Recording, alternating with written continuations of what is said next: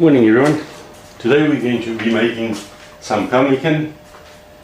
For those of you who are not familiar with it, as it was used by the American Indians to prepare the meat which they'd taken from all the buffalo they had killed, and they had to prepare it to last for the trip back to their camp and until they used it. And they used the pemmican to survive and to keep the meat fresh, if I can use that term, for 8-10 months, and there are reports of it lasting 2 years. So what you will need is a nice cutting board with a sharp knife. I'm using 1 kilogram of meat. As we're going to cut the meat into strips to prepare them for drying. Now, it's really immaterial how long or short you want the strips. What's important is how thin you cut it, because the thinner you cut it, the quicker it dries and the better it dries. So try and cut it fairly thin, because you're going to lay it onto a drying rack or a cake rack for cooling cakes, to put it into the oven and let it dry. So ideally you don't want it in too smaller pieces and short pieces, because you've got to lay across the rack, otherwise it's just going to fall through. So while I do this, I will switch the camera off and start it again when we go on to the next stage.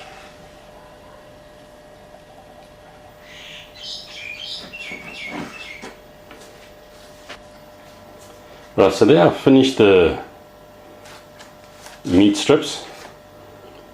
I'm going to zoom in so you can have a look at how I've cut them and how thin they are. I've actually done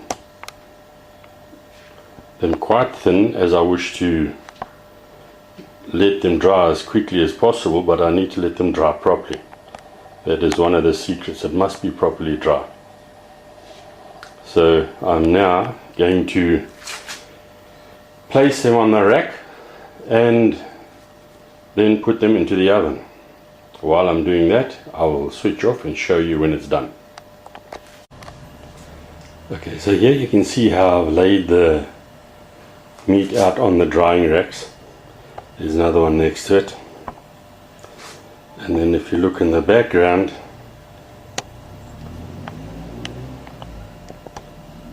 see I have some in the oven already. I'm going to place this lot in the oven as well, and then it takes about 14-15 hours on the lowest that my oven can go to get everything dry. And it must be very dry, because when you break it, when you bend it, it should break. So when it's finished, I'll show you, and then we can take it to the next stage. So I told you we need to render the fat. There's my 2 kilograms of fat. So what I'm going to do now is cut it up, place it in the pot on the left, trusty old stainless steel pot. And I'm going to put it onto the stove to I'm going to cut it up into blocks, put it in the pot and put it on the stove. And for the first few minutes you're going to have to stir it until the fat starts breaking down. And then after you have a bit of fat in the bottom of the pot, you can start stirring every 5 minutes or so until the fat is rendered. And this could take a while, so I'm going to cut and then I'll come back and show you how I've cut it and put it on the stove, and then we'll take it from there. Right, and there you have it, fat all cut up into cubes. I'm going to now take it, place it on the stove and render it for a while. So here we have it on the stove, which is now coming up to temperature. I think you can hear the sizzling in the background.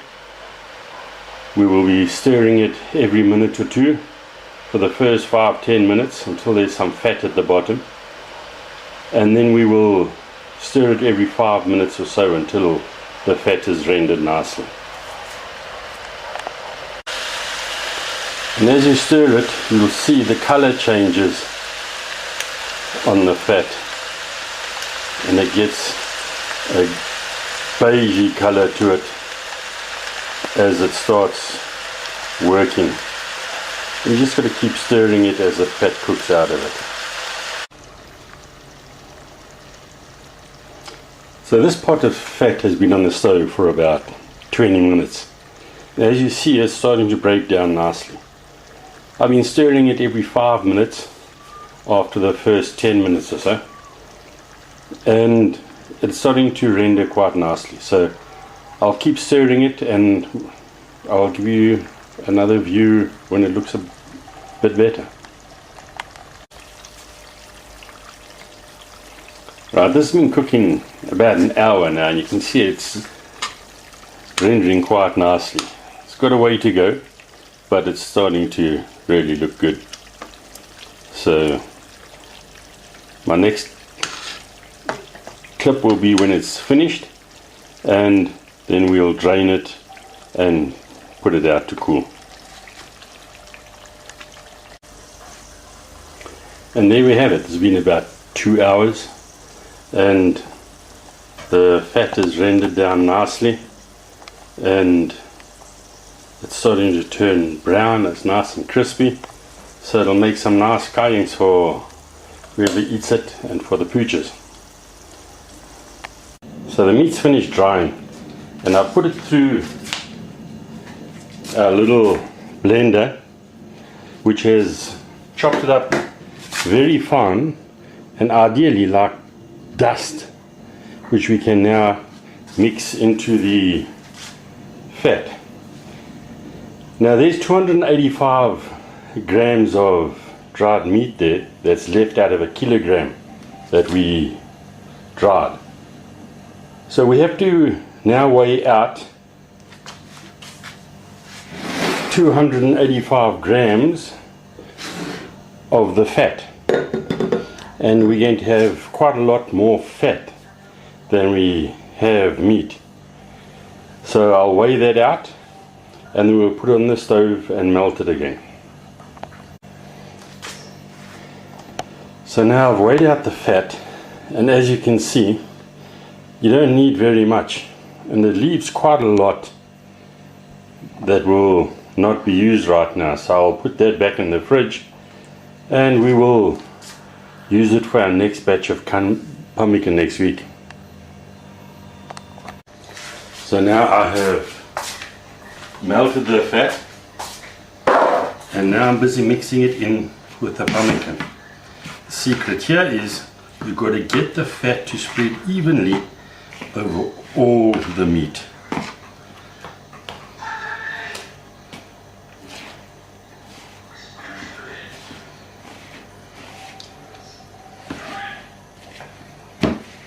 Ideally here I think you should have a pair of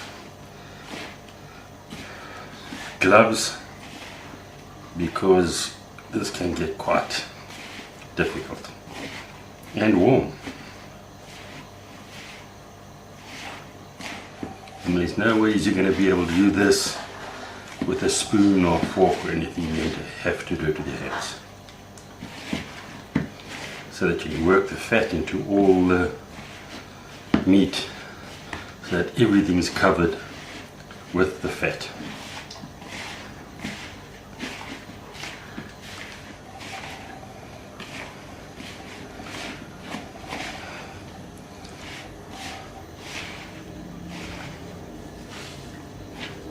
You want to work it in quite well so that everything is covered in fat, because otherwise it is not going to last. And you'll have a problem on your hands when you want to come to use it.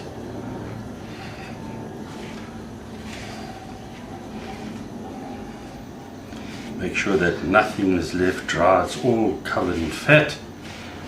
And then we'll place it into something to form it. Now you can roll it out into a flat tray and then let it cool and dry, or you can place it in one of these cake trays, in a muffin tray, or as I'm going to do, I'm just going to place it into the into these silver foil trays for tarts and push it down into the foil. I actually want to fill them because they are not very heavy, and if you want to get the right volume, the right calories, you need to get the right amount of pemmican into your body.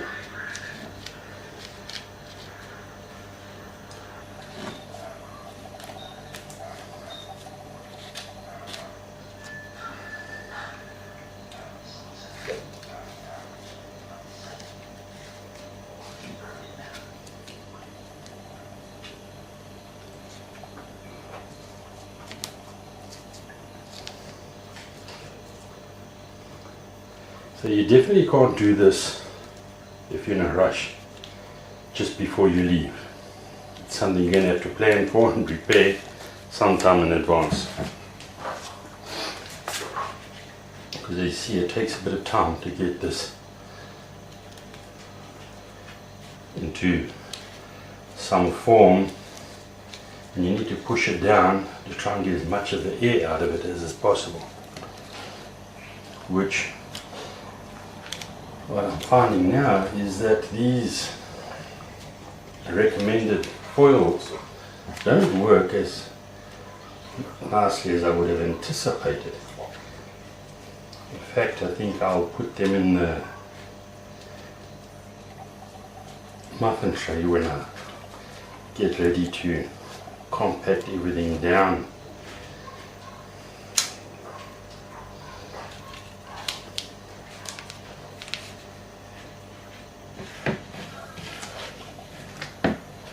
And this would appear to be the lot.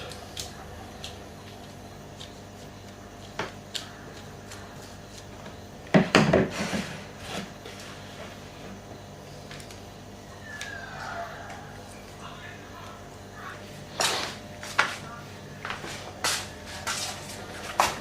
just want to see how these fit in here, if we can make them better to compress.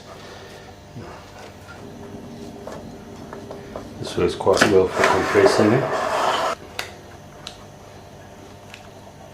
Then you can vacuum pack it or wrap it in cling wrap or something like that. I don't know that I'd like to wrap in cling wrap because it sweats and that sort of stuff.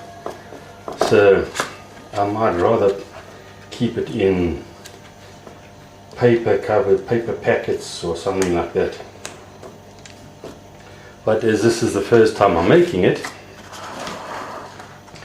we will test it and see how it goes. There are some other recipes where you can add different flavors to it. My concern is originally they never did that, although they do say that they used to put in wild berries, a small amount to flavor it. But now the modern day recipes have all different types of ingredients that you can add to it. Now, not having had the experience with it, I'm not too sure that I want to add stuff to it and find out 6 months down the line that all my pemmican's gone bad. So that's where we're at. All done, all pressed in. I shall place it in the refrigerator and let it cool, and tomorrow morning we'll have a look at how it's doing.